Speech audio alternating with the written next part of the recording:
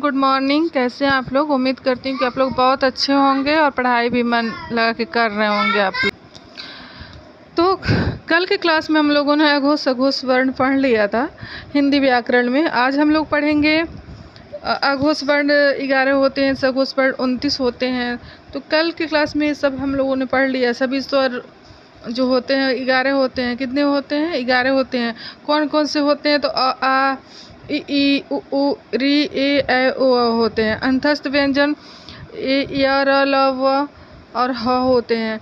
तो अंतस्थ व्यंजन, उष्म व्यंजन कितने होते हैं? तो ये सब क्वेश्चन जो एग्जाम में बनते हैं, महत्वपूर्ण क्वेश्चन होते हैं सब। प्राणत्व के आधार पर व्यंजन के कितने भेद होते हैं? तो प्राणत्व के आधार पर व्यंजन के 2 भेद होते हैं। और इसमें अब आता है अल्प प्राण और महाप्राण। तो अल्प प्राण कितने होते हैं? 19 होते हैं। और महाप्राण जो है वो 14 होते हैं। अल्प प्राण कितने होते हैं? तो 19 होते हैं और महाप्राण 14 होते हैं। ये हो गया आपका अल्प प्राण और ये हो गया महाप्राण। तो इसमें हम लोग अल्प प्राण को देखेंगे। अल्प प्राण होता क्या है? अल्प प्राण जो है प्रत्येक वर्ग का पहला और तीसरा और पांचवा अक्षर होता है। अल्प प्राण में प्रत्येक वर्ग का पहला, तीसरा और पांचवा वर्ण होता है। जैसे कि क, ग, अंग, च, ज, इया, ट, ड, अण, त, द, न, प, ब, म। ये आपका हो गया अल्प प्राण।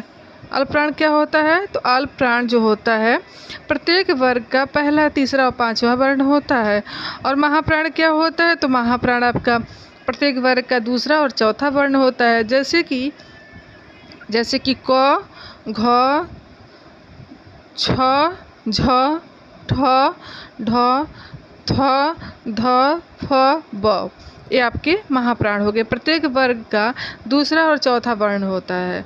उसके बाद इसमें आता है अंतस्थ व्यंजन। अंतस्थ व्यंजन जो है य, र, ल, व होता है।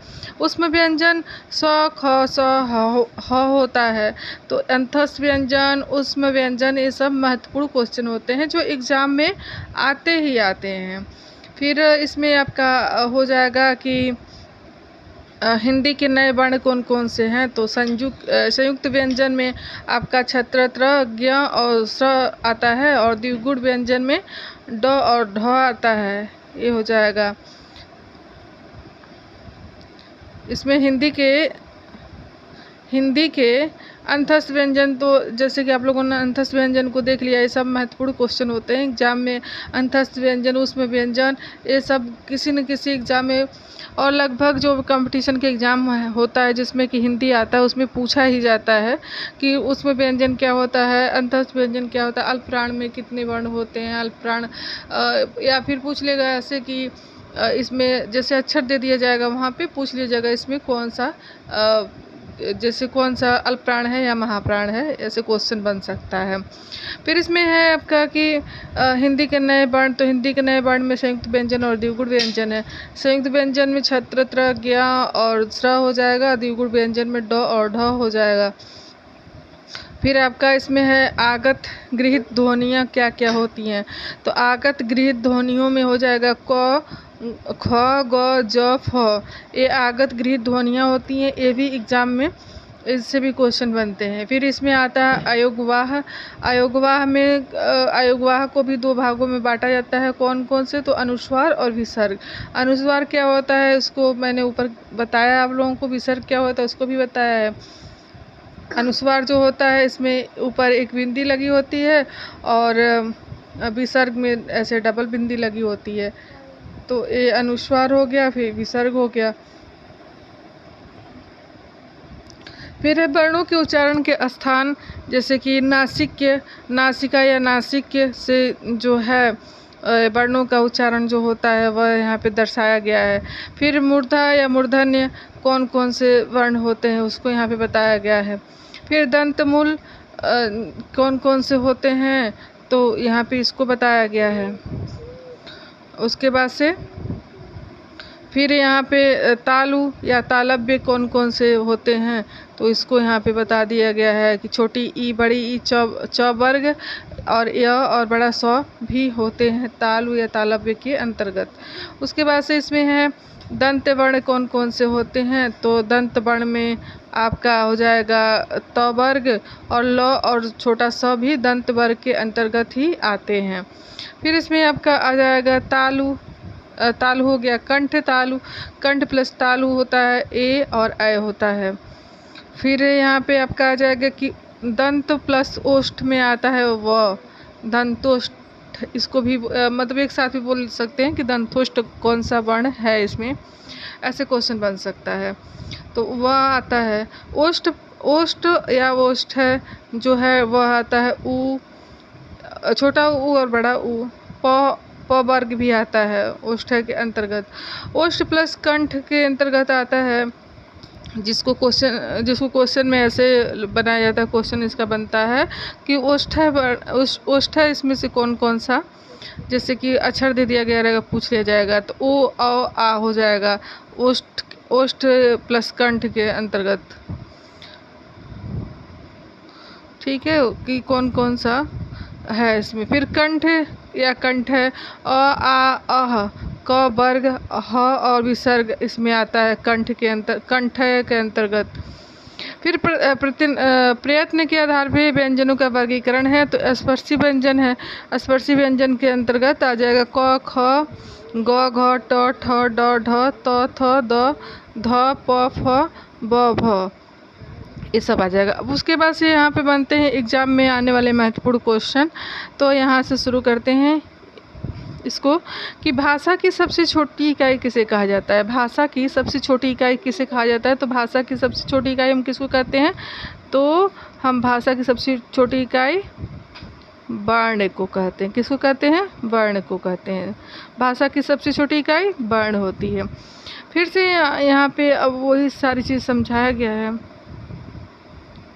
इसको। यहाँ पे वही सब संघर्षी व्यंजन कौन कौन से होते हैं, फिर स्पर्श संघर्षी व्यंजन कौन कौन से होते हैं, नासिक क्या क्या होता है, पार्श्विक क्या क्या होता है, प्रकंपित लुंठित वर्ण के अंतर्गत क्या क्या आता है, अर्ध स्वर के अंतर्गत क्या क्या आता है, ये सब इसका बना के यहाँ पे दर्शाया गया है।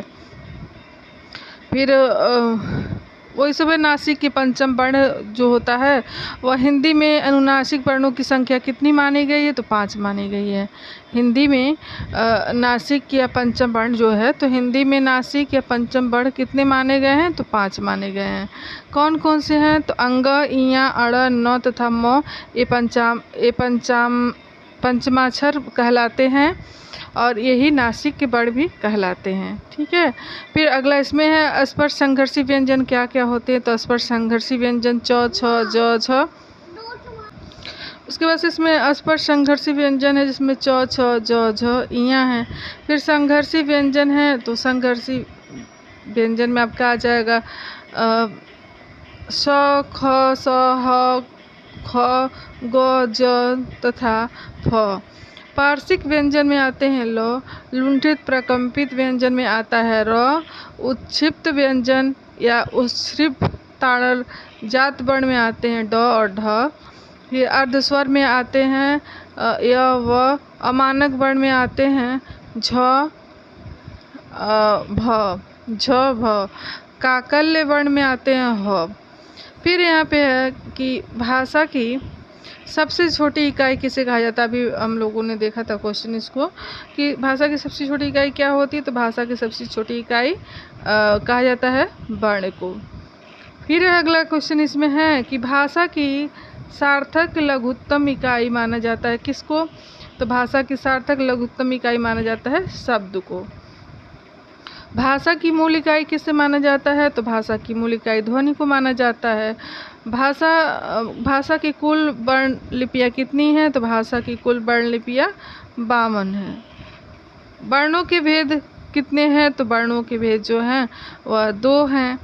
लिपि चिन्हों के क्रमबद्ध समूह को क्या कहा जाता है, तो लिपि चिन्हों के क्रमबद्ध समूह को हम वर्णमाला कहते हैं। ये सब एग्जाम में आने वाले महत्वपूर्ण क्वेश्चन हैं जिसको आप लोग देख सकते हैं, पढ़ सकते हैं, और जो आप लोगों को लगे कि ज़्यादा इम्पॉर्टेंट है तो उसको आप लोग नोट भी कर सकते हैं। फिर इसमें अगला है कि वर्णमाला किसे कहते हैं, तो वर्णमाला वर्णों के व्यवस्थित समूह को हम वर्णमाला कहते हैं। हिंदी में मूलतः वर्णों की संख्या कितनी है, तो हिंदी में मूलतः वर्णों की संख्या 52 मानी जाती है। फिर अगला इसमें है कि स्वर नहीं है, तो स्वर कौन सा नहीं है? इया जो है वह स्वर नहीं है, इया स्वर नहीं है। फिर यहाँ पे है थोड़ा सा छोटा छोटा हो गया यहाँ पे कि री ध्वनि किस स्वर के अंतर्गत आती है? री ध्वनि जो है किस स्वर के अंतर्गत आती है? तो री ध्वनि जो है ये हर स्वर के अंतर्गत आती है। फिर हिंदी वर्णमाला में स्वरों की कुल संख्या कितनी मानी जाती है? तो हिंदी वर्णमाला में स्वरों की कुल संख्या 11 मानी जाती है। फिर जिनका उच्चारण स्वतंत्र रूप से होता है और जो व्यंजन के उच्चारण में सहायक होते हैं उसे क्या कहते हैं? तो उसे हम स्वर कहते हैं। व्यंजनों को ही स्वरों की सहायता से बोला जाता है, व्यंजन को ही स्वर की सहायता से बोला जाता है। फिर अगला है विशिष्ट शब्द में मात्रा का उपयोग हुआ है, तो विशिष्ट शब्द में मात्रा का उपयोग किस मात्रा का उपयोग हुआ है? तो री मात्रा का उपयोग हुआ है। फिर विशिष्ट री का उपयोग यहाँ पे हुआ है, री का उपयोग किया गया है, प्रयोग किया गया है। फिर अगला है कि री क्या है? री क्या है? तो री एक स्वर है। री क्या है? री एक स्वर है। फिर स्वरों की संख्या होती है, स्वरों की संख्या कितनी होती है? तो 11 होती है।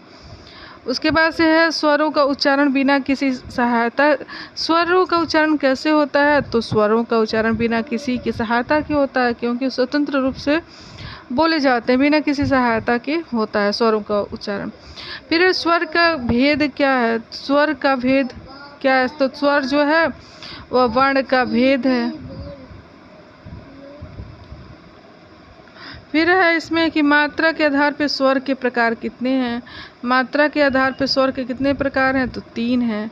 मात्रा के आधार पे हर्ष, दीर्घ और प्लुत किसके प्रकार हैं? तो हर्ष, दीर्घ और प्लुत जो हैं ये आपके स्वर के प्रकार हैं, स्वर के प्रकार हैं। फिर हिंदी भाषा में हर स्वरों की संख्या कितनी है? हिंदी भाषा में हर स्वरों की संख्या कितनी होती हैं? तो कितनी होती हैं? 4 होती हैं, 4। फिर जिन स्वरों के उच्चारण में 2 मात्रा का समय लगता है या हर्ष से दोगुना समय लगता है उसे क्या कहते हैं? तो उसे हम कहते हैं गुरु स्वर, उसे हम गुरु स्वर कहते हैं। वह स्वर जिसके उच्चारण में दीर्घ स्वर से भी अधिक समय लगता है उसे क्या कहते हैं? वह स्वर जिसके उच्चारण में दीर्घ स्वर से भी अधिक समय लगता है उसे क्या कहते हैं? तो उसे हम प्लुत कहते हैं, प्लुत। फिर अगला है कि प्लुत स्वर क्या होता है? तो प्लुत स्वर जो है ओम, ओम को हम क्या कहते हैं? प्लुत स्वर कहते हैं। उसके बाद इसमें है कि वह स्वर जिसको संयुक्त स्वर माना गया है, वह स्वर जिसको संयुक्त स्वर माना गया है तो कौन सा स्वर है? तो अय होता है जिसको हम संयुक्त स्वर मानते हैं। फिर इसमें है कि ई उ किस प्रकार के स्वर हैं? तो ये जो हैं समवृत्त स्वर हैं। कैसे स्वर हैं? समवृत्त स्वर हैं। फिर है अर्धविवृत स्वर क्या हैं? तो अर्धविवृत स्वर जो हैं आय को हम अर्धविवृत स्वर कहते हैं। फिर है इसमें कि री का उच्चारण, री वर्ण का उच्चारण स्थान क्या है? तो री वर्ण का उच्चारण स्थान मूर्धा है। फिर इसमें है कि मात्रा के आधार पर स्वर के कितने प्रकार होते हैं? तो मात्रा के आधार पर स्वर के प्रकार 3 होते हैं। कितने होते हैं? तो 3 होते हैं। मात्रा के आधार पर स्वर के प्रकार 3 होते हैं। हर्ष, दीर्घ और प्लुत स्वर के प्रकार को क्या होते हैं? तो स्वर होते हैं, स्वर होते हैं यहाँ पे।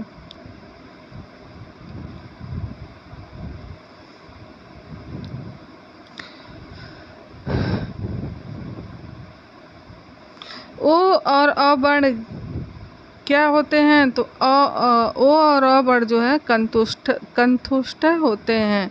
जिसको आप लोगों ने ऊपर पढ़ा है उसी से यहाँ पे सब क्वेश्चन बने हैं। अगर आप लोग पढ़ना चाहेंगे कमेंट करेंगे तो फिर इसको आगे हम पूरा इसको कंप्लीट कर देंगे। तो आज की क्लास के लिए बस इतना ही। उम्मीद करती हूँ कि आप लोगों को क्लास पसंद आई होगी। अगर क्लास पसंद आए तो वीडियो को लाइक कीजिए, शेयर कीजिए, चैनल पर नए हैं तो सब्सक्राइब कीजिए। बहुत बहुत धन्यवाद आप लोगों का।